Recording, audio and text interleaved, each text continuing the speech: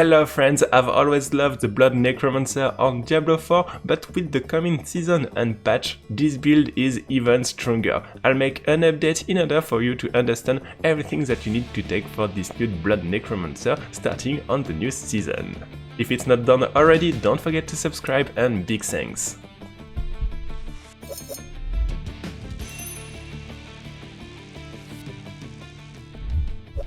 For the skill, there's two things first that you need to understand. First, Bone Splinters, because it will avoid triggering an overpower hit as you use a non-blood basic attack. So if you start getting used to this build, you can swap for a blood basic skill, but otherwise you can take the one that you want. Then you can choose between Blood Surge or Blood Lance. You can take the one that you prefer, it doesn't matter too much, and after you have the Corpse Explosion, Corpse Tendrils to pull enemies, Blood Mist to be invulnerable, and Iron Maiden to get resources but also healing. For the gear and the stats, first you want a chance to drop Blood Orbs. It will be very important to have this one following the new Rasma K passive. Then you have increased damage reduction on basic attack, or you can get the armor when you do damage. And for the stats on the helm, I forgot to mention it, but you want maximum life, damage after picking up a Blood Orb, intelligence, willpower, and for the armor, maximum life, blood skill damage, damage reduction, and intelligence. For the gloves, a second Nova for Blood Surge. Of course, if you play the lance, you don't have to take this one.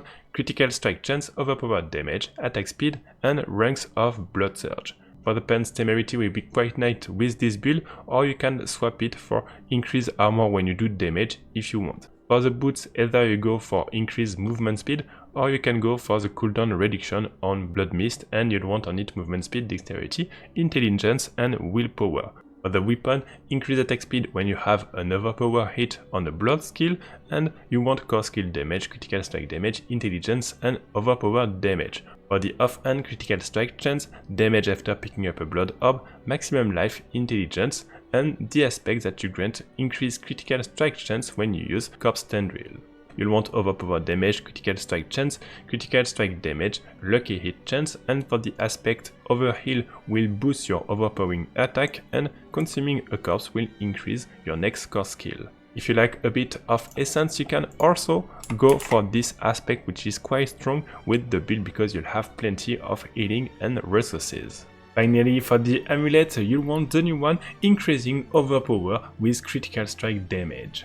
For the Book of the Dead, will sacrifice everything and you'll get critical strike chance here, overpowered damage for the mages, and for the golem, additional life. For the gems, you want rubies to increase overpowered damage, rubies to increase life, and if you don't have the cap at 70% of resistances, diamonds and so on, and after that you can put some skulls. For the Vampiric power, first one fortify and critical strike chance, this one to increase your damage to vulnerable enemies, and this one increase damage to CC enemies. You also want this one, which will deal damage based on your maximal life, and this one to have an overpower hit every 20 seconds, but also the fact that you will drop some blood drops which will deal damage on your enemies, so it's important to have this setup for this overpower build. Let's talk about the skill tree, and I'll start at the end because it's very important for you to understand how the new Rasma Vigor is working now. So we still have every 12 seconds an overpowering hit if you are healthy, but there's something else. When you heal more than your base life with healing or blood orb, you will have a cooldown reduction of 2 seconds for this K passive. That's why we'll get some blood orbs, additional healing and so on in order for you to do plenty of overpowering hits. You'll have much more damage and so on, so it will be very good to design this build in this order. So let's go back at the beginning. We get this and the vulnerable effect. We have increased damage for our core skill, Blood Nova, which will overpower here, and this one, Blood Mist. Either you go for the fortification or the additional corpse. Then you have Corpse Explosion and the associated passive to gain essence and damage. Here you have damage to curse enemies, damage to close enemies, and the curse in order to have more essence and healing. After that we have plenty of passive which are interesting. This one, increase healing from all sources. Before you had to be below 50%, so it has been adjusted and is way better now for the build. Then you have a chance to have a blood orb, increase overpowered damage, increase blood skill damage, and chance to get some fortification. If you see that you lack a bit of fortification, you can put more point here and a bit less here, and if you see that you have enough fortification, you put the point here, and so on.